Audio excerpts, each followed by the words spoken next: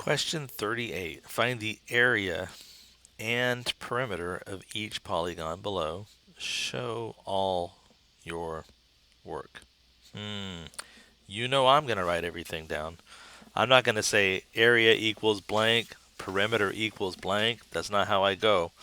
Um, so let's see. This first problem, we're so close to knowing what the perimeter is. The only thing that we lack is we don't know the length of this particular side.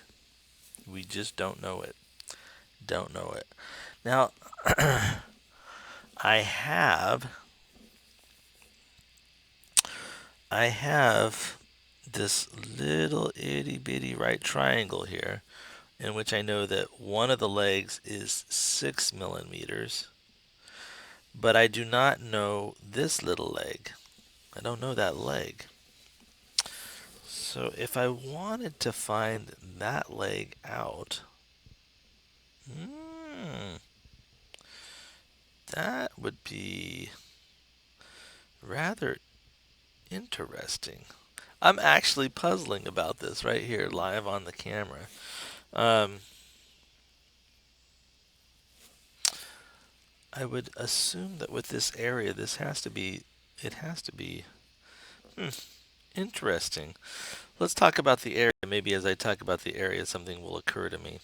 So this is a trapezoid, right? We've got parallel bases, right? The 7 millimeters and the 17 millimeters. They're orientated so that when we look at them, we would think of them as bases, but they're the two parallel sides. That's what distinguishes the bases of a trapezoid. And they're 7 and they're 17. And if we were to, Google what's the area of a trapezoid, it might say, for example, the area equals 1/2 times the sum of the two bases. And they might say that one of the bases is base number 1, the other base is base number 2, and then you multiply that times the height. Where that formula comes from is understanding that the area of a parallelogram is just 1/2 base times height. No, the area of a parallelogram is just base times height, right? Well, I can turn this into a parallelogram by basically sketching an. I got to be careful here. I'm going to sketch another copy of this, so I need to sketch. This is my 7 millimeters, and I'm just copying that. Then I've got this side over here, and then I've got this side. Okay. So what I've done essentially is I've duplicated this thing. I've made a copy of it, and then I've moved it over here so that I get the 7 and the 17 repeating. So when you look at this parallelogram, the larger shape that I've drawn, its base is 17 plus 7, right? In other words, it's the one base plus the other base. And the height of this is still 6, right? The height is still 6. And if I multiplied the 17 plus 7 times the height of 6, it would give me the area of the entire parallelogram. But I don't have the entire parallelogram, right? Because I duplicated it and I've got two of them. So in order to adjust for that, I take 1/2 of it. So that's kind of a visual of where this formula comes from. So my answer is going to be, let me grab a calculator here. I'm going to add 17 and 7. And of course I get 24.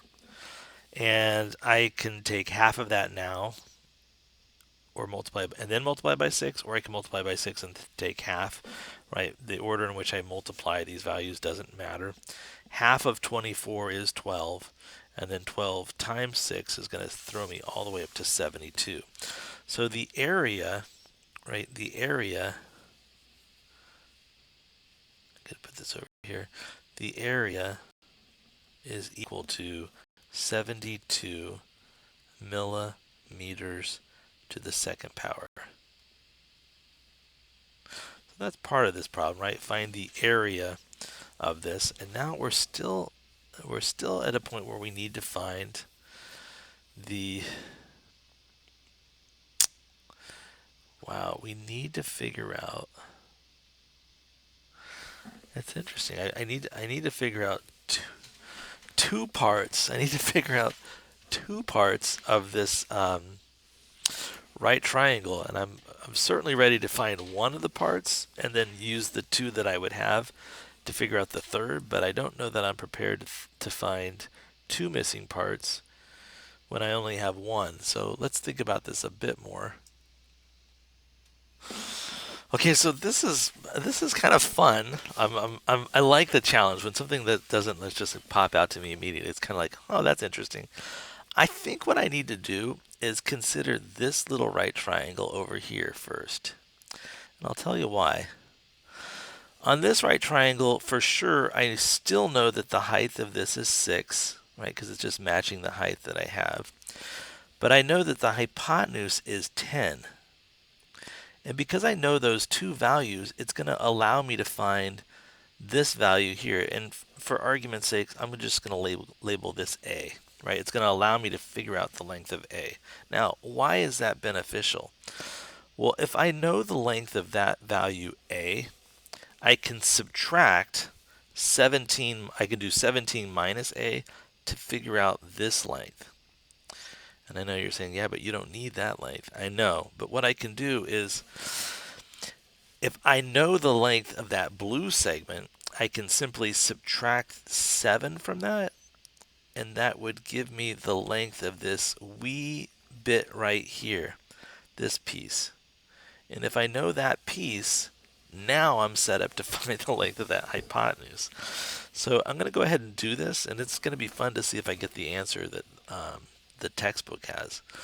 So let's go ahead and go. So I'm going to think about the green triangle, and I'll use green for my notation here. So in this little right triangle, right, these are both heights, so this is also perpendicular. I'm going to say 6 squared plus a squared should equal 10 squared. Oh, I see. This is a triple, isn't it? A squared is going to equal 10 squared minus 6 squared. Don't try to come with some shortcut here, right? A squared is 100 minus 36. 100 minus 36 is 64. So A squared is 64. So A could be positive 64, or A could be, I'm sorry, A could be positive 8 or negative 8. And I just care about the positive 8 because I'm talking about the length of a side of a triangle. So step 1 complete. I found out this A is the number 8. Okay, step 2. Now if I take the 17, right, 17, and I subtract 8, I get that the blue segment, right, this blue segment is 17 minus 8, which is the number 9. So the blue segment is 9. Okay. Okay, so now I'm going to take the 9 and I'm going to subtract the red segment to get this little piece right here. This little, and I'll mark this piece in orange. So this little piece right here, the orange piece, is going to be the red piece, or no, the blue piece minus the red. So it's going to be 9 minus 7, 7, 8, 9, right? 7. 9 minus 7 is 2. 2. Okay. Okay. So now I'm over and I can get to the original problem I have. I can answer the question, how big is this piece right here? And I'm just going to arbitrarily call this C. I'm just going to call this C, and I'm going to now solve for this triangle and figure out what C is. So looking at that right triangle, I certainly know that 2 squared, that's the leg that I worked really hard to find, plus 6 squared, that's the leg that we already had, is C squared. So that means that 4 plus 36 is C squared. That means that 40 is C squared. That means that C is the positive root, because it's a length here, of 40. So I'm going to go square root of 40, and I get, ta-da, 6.32, if I'm rounding to 2 decimal places. C is about 6.32. What is C really? C is really the root 40, right? That's the real value of it. So if I had a bunch of roots, I'd probably put those all together. Okay, so putting this all together, I think we can now find the perimeter, right? The perimeter is going, P is going to equal the original 17 plus that 10 plus the 7 we had plus this piece we worked so hard to get, which was 6.32. So perimeter is, well, and it's not exactly that because I'm not going to write it in exact form with the root 40. I'm going to say the perimeter is approximately 17 plus 10 plus 7 plus 6.32, which is about 40.32, and these were all expressed in millimeters. So our perimeter is 40.32 millimeters. And if I look at the answer for that, question 38, in our textbook, it says, yeah, 40.32. So that is such a great problem, right? If you're an honors math student, just knowing that it's I just love it because it's not like, oh, plop down and do this, right? This required some just fun thinking, right? Totally just got to go for it and, not be afraid. Try to record my reasoning. At the end, you can see what I don't have, right? If your answer is area is 72 and perimeter is 40.32, you don't get it, right? All this thinking, all this writing is beautiful, and that's really what I want to see. So, endeavor to show that and show your good communications. All right, so this next shape, this next challenge, this next fun adventure, still perimeter and still area, and it looks like I'm pretty set for the perimeter with the exception of I don't know this piece. And I'm going to label this C just for convenience because it is a hypotenuse, I hope, of some right triangle. Now I can go ahead and drop this altitude. Right, so I know that this entire segment down here is 5. Oh my goodness. Okay. So here's my thinking. I'm looking at some sides. Like if I look at this side right here, this is 2 feet long. And below that, it says that this side right here is 5 feet long. That means that this piece that runs from here to here has to be 3 feet. Now, if that piece is 3 feet, and just like up above, this piece right here is 5 feet, that means that this piece has to be 2 feet. And if that piece is 2 feet, that means that this piece, this part of this right triangle, has to be a 3. This has to be 3. So let me go ahead and I'll make this purple triangle. This purple triangle has a leg that's 3. And it has a height, if you just look over here, it has a height that is 4. So this is a beautiful Pythagorean triple, right? This is a 3, 4, C has to be 5.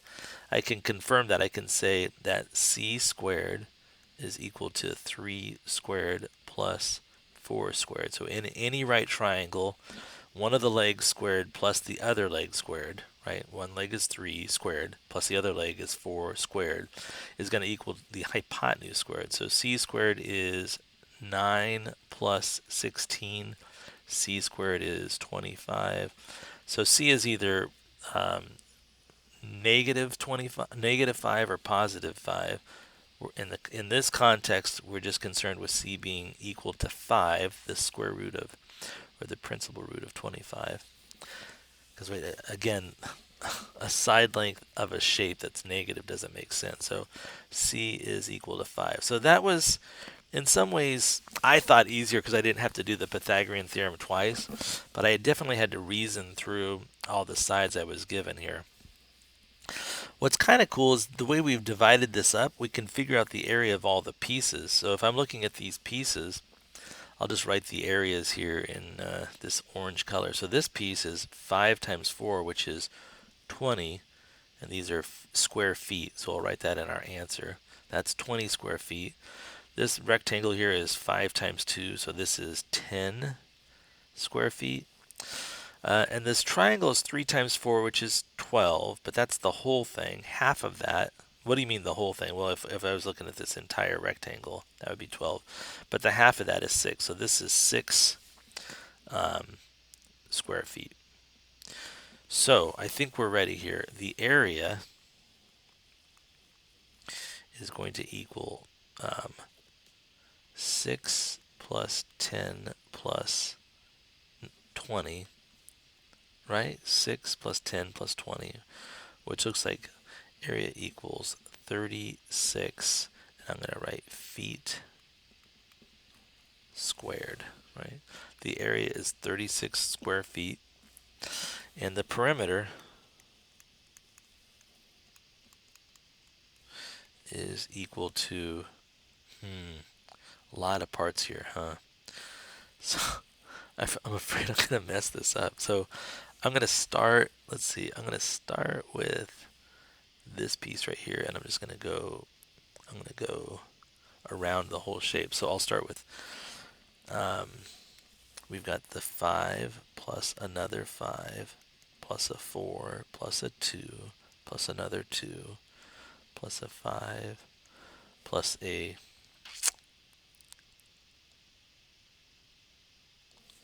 2. Now this is confusing. This 5, right? The way I've written it, it looks like that's just the base of the triangle, but remember the base of the triangle was just 3. So this whole piece that runs along here is 5 units long. So I've got the plus 2, this 2, and then plus one more 5. Okay, so let me add those with my calculator. What? Calculator, 5 plus 5 is 10, plus another 4 is 14, 15, 16, 17, 18, plus 5 is 23, plus 2 is 23, 23, 25, plus 5 should be 30. There we go. And it is. So the perimeter is 30, and these are feet. These are not square feet. All right, so we've got the perimeter is 30 feet, 30 feet, and the area is 36 feet squared.